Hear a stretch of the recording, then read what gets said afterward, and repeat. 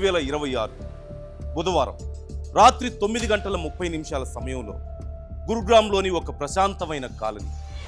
జనం తమ ఇళ్లలో డైలీ రొటీన్ షెడ్యూల్స్లో ఉన్నారు. రోడ్లు కూడా చాలా నిశ్శబ్దంగా నిద్రలోకి జారుకునేందుకు రెడీ అవుతున్నాయి. కానీ ఆ శబ్దాన్ని చీల్చేస్తూ సడన్గా నాన్ స్టాప్గా బుల్లెట్ సౌండ్ వినిపించాయి. అంతే, సెకండ్స్లో ఆ ప్రాంతం అంతా యుద్ధ భూమిగా మారిపోయింది.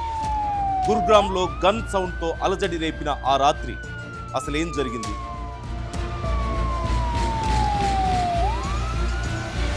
గురుగ్రామ్ దేశంలోనే అత్యంత వేగంగా డెవలప్ అవుతున్న నగరాల్లో ఒకటి. దేశంలో అత్యంత ఖరీదైన రియల్ ఎస్టేట్ జోన్ అండ్ అత్యంత సురక్షితమైన ప్రాంతాల్లో ఒకటి. కానీ ఆ రాత్రి గురుగ్రామ్ ఒక్కసారిగా గన్ సౌండ్లతో దద్దరిల్లిపోయింది. ఢామ్ ఢామ్ ఢామ్ అంటూ 1 కాదు 10 కాదు 60 రౌండ్. కేవలం 15 నిమిషాలు. రోడ్లు మొత్తం ఖాళీ, జనం ఇళ్లలో బందీ, పోలీసులు బుల్లెట్ల మధ్య, గ్యాంగ్స్టర్లు ప్రాణాల కోసం పోరాటం. చివరికి 4 స్పాట్ డెడ్, 3 పోలీసులకు గాయాలు. కానీ ఇది కేవలం ఒక ఎన్కౌంటర్ కాదు.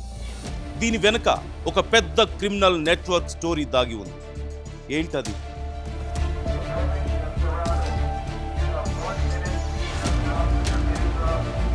ఒక బిగ్ ఆపరేషన్ జరగాలి అంటే దాని వెనుక లిటిల్ బిట్ కాజ్ దాగి ఉంటుంది.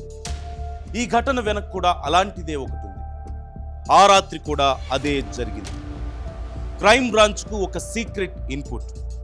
ఒక స్కార్పియో, అందులో భారీ ఆయుధాలతో కొంతమంది అనుమానాస్పద వ్యక్తులు సుశాంత్ లోక్ వైపు వెళ్తున్నారు.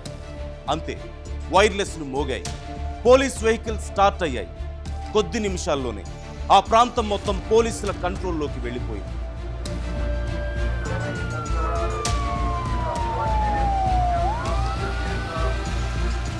దర్యాప్తులో బయటపడిన విషయం ఏంటంటే, ఒక వ్యాపారికి కొన్ని రోజులుగా బెదిరింపు కాల్స్ వస్తున్నాయి. డబ్బులు ఇవ్వాలి, లేకపోతే ప్రాణాలు పోతాయి. ఇది సినిమా డైలాగ్ కాదు, ఎక్స్టార్షన్ గ్యాంగ్ల ఒరిజినల్ స్టైల్. విదేశాల్లో ఉన్న గ్యాంగ్ లీడర్ ఇక్కడ షూటర్లను పంపాడనే అనుమానం. అంటే ఆ స్కార్పియో ఒక మిషన్ మీద వచ్చింది, ఒక ఆపరేషన్ కోసం స్పాట్లో ఎంటర్ అయింది. బట్ సీన్ సింపుల్గా కంప్లీట్ కాలేదు. చాలా సీరియస్గా ఎండ్ కార్డ్ పడింది, అది కూడా బుల్లెట్ సౌండ్తో. స్కార్పియో వచ్చింది లీక్ అయిన వెంటనే సీన్లోకి పోలీసులు క్రైమ్ యాంగిల్లో ఎంట్రీ ఇచ్చారు.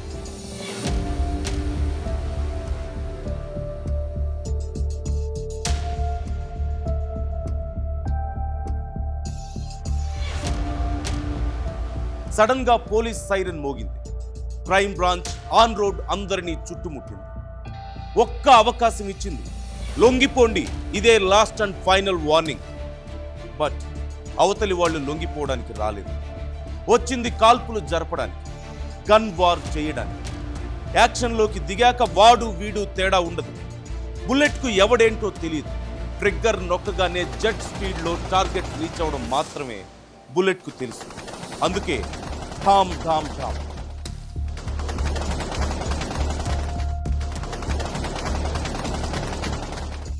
ఒక్కసారిగా స్కార్పియో తలుపులు తెరుచుకున్నాయి. తర్వాత తుపాకులు బయటకొచ్చాయి. పోలీసులపై విచక్షణారహితంగా కాల్పులు.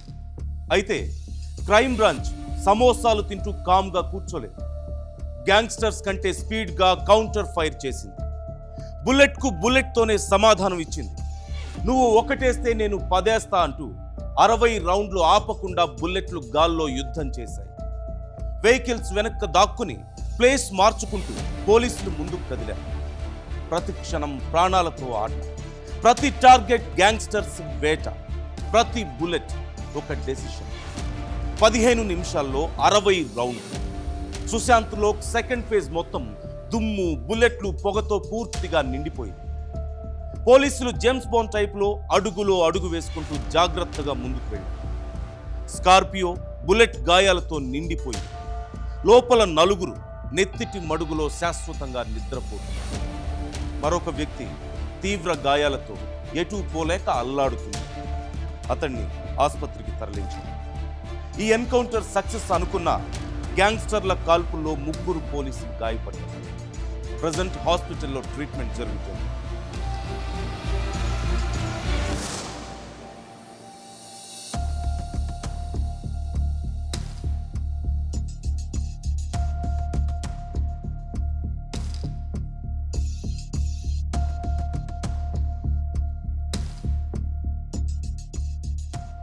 ఈ టోటల్ ఎపిసోడ్లో key point king pin Deepak Nandal gang.